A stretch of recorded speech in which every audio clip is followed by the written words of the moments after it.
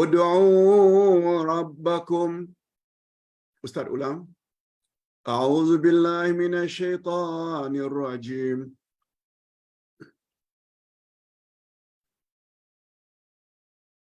Sebelum baca Quran, kata Nabi, mesti baca A'udzu billahi minasyaitonir rajim. Apa rahasianya? Sebelum baca Quran, baca isti'adzah. Kata ulama tafsir, sebab syaitan paling tak suka kita dekat dengan Al-Quran. Itu sebabnya lihat ayat 98 dari surat An-Nahl. Wa idza qara'tal Qur'an fasta'idz billahi minasyaitonir rajim. Bila kamu akan memulai membaca Al-Quran, awalilah bacaan itu dengan a'udzu billahi minasyaitonir rajim. Apa rahasianya? Mula-mula baca Quran dengan a'udzubillah, karena syaitan paling tak suka kita dekat dengan Al-Quran. Sebab makna syaitan ba'idun anil haq. Coba dengar apa kata Allah bila kita berdoa. A'udzubillahi minasyaitonir rajim. Ud'u rabbakum tadarru'an wa khufyah. Innahu la yuhibbul mu'tadin. Al-A'raf ayat 55. Berdoalah kepada Tuhanmu dengan merendah diri atau merendah hati dan suara yang lembut, wa khufyah. Sesungguhnya Allah tidak menyukai orang-orang yang melampaui batas.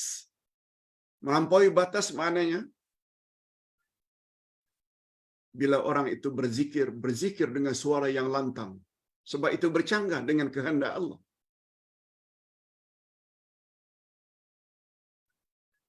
Firman Allah yang lain lagi, wadhkur rabbaka fi nafsik tadarruan wa khifah wa dunal jahri minal qaul bil ghuduwi wal asal wa la takum minal ghafilin.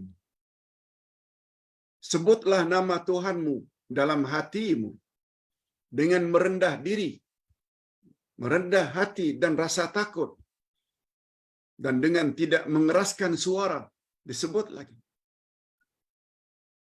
hendaklah merendahkan suaramu, jangan dengan suara yang tinggi di waktu pagi dan petang. Janganlah kamu termasuk orang-orang yang lalai. Maknanya, bila kita tidak buat sebagaimana yang Allah kehendaki, berzikir dengan suara yang rendah, merendah hati, tadarru', bila kita tak ikut, kita tergolong ke dalam orang-orang yang lalai.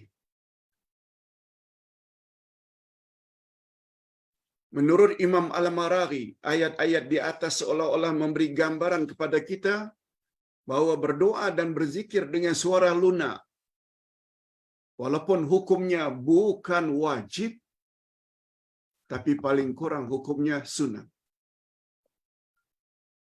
Ini berdasarkan beberapa dalil berikut ini. Cara Nabi Zakaria berdoa untuk minta zuriat. Allah berfirman, "Idznada rabbahu nidaan khafiyya." Yaitu ketika dia, yakni Zakaria, berdoa kepada Tuhannya dengan suara yang lembut. Nidaan khafiyya. Khafi, lembut. Sesuai dengan sabda Nabi, afdalul zikri al-khafi. Sebaik-baik zikir perlahan-perlahan. Ini dikuatkan lagi oleh hadis tadi. Nabi larang sahabat menyebut Allahu Akbar, la ilaha illallah dengan suara kuat. Kata Nabi, rendahkan suaramu. Allah itu bukan peka.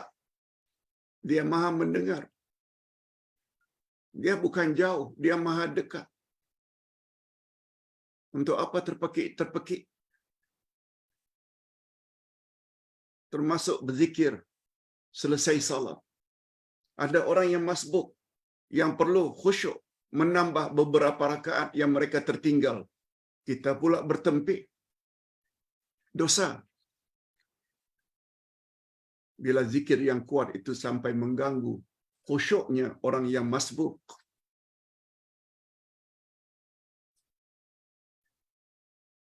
Apalagi kita lihat kecenderungan manusia memang suka.